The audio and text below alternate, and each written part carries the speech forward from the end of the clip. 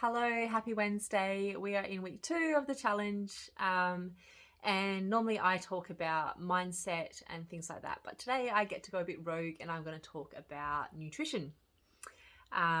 So specifically, I'm going to look at manipulating our calories and macros to potentially help us through the festive season when we have lots of outings, or even just to help us in our training.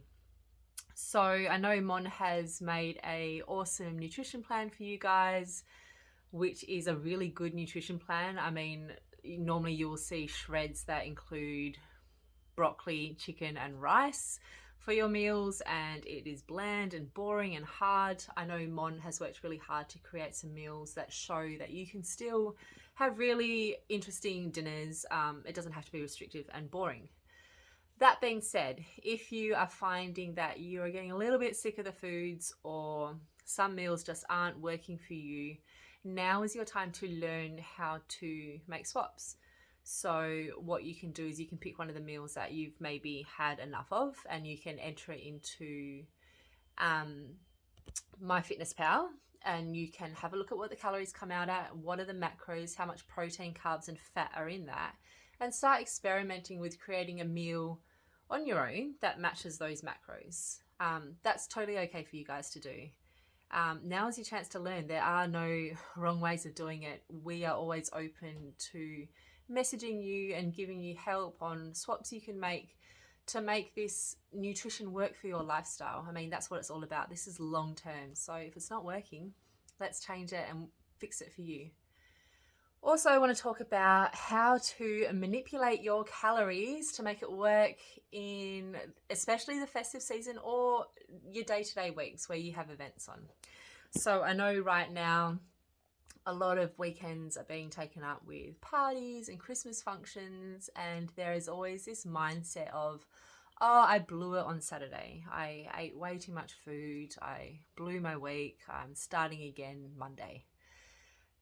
We need to stop with the starting again stuff. So you didn't blow it in one day. When we look at calories, we're not looking at daily calories. So calories, we're more interested in the consistency over the week, total calories over a week, or even like a month, a few weeks.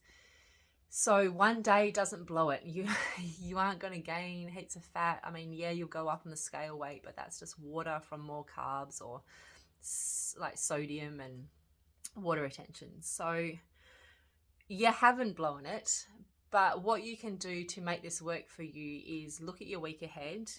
And what I'll do is, let's say I'm on 2,000 calories for an example, and I know I have an event coming up on a Saturday and I want to have some drinks, I want to have some more foods and stuff. So what I'll do is I'll add 500 extra calories to Saturday's meal. So on Saturday I have 2,500 for that day, and I take that 500 off the other 6 days of the week. So instead of going nuts and blowing it on the Saturday and then being like, I've blown it, you can take tiny bits off each day, which you probably wouldn't even notice. It's like a tiny bit less sugar in your coffee or something. And you add all those tiny bits up from each day and you add it to one day on the Saturday that you want to eat. And you, at the end of the week, you still end up eating the same amount of calories. You've just planned for it. So I do that a lot. And guys, you can also use this absolutely for your training. So I know a lot of you work out 3-4 times a week. And on some days you've said to me, oh, you're really full. You find it hard to get all the calories in or the foods that Mon set for you in. And then some days you're really hungry. So you can manipulate your calories through the week to work with your training.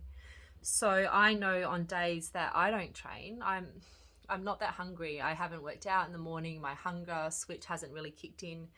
And I just lower my calories for that day. I don't want to, I'm not using it. So I have a lower day on days that I'm not doing as much. And those calories that I'm not using, I move towards my heavy weightlifting days where my muscles get really hungry and they need the carbs and the protein after the workout. And I'm not crashing when I'm trying to lift weights because my glycogen stores are okay. I've eaten enough carbs, and I manipulate it that way.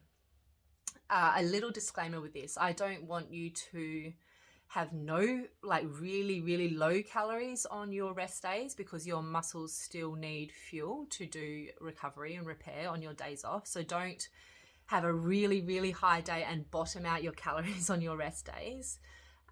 Just lower it a tiny bit and add those extra calories that you're not using to the days where you really need that extra fuel.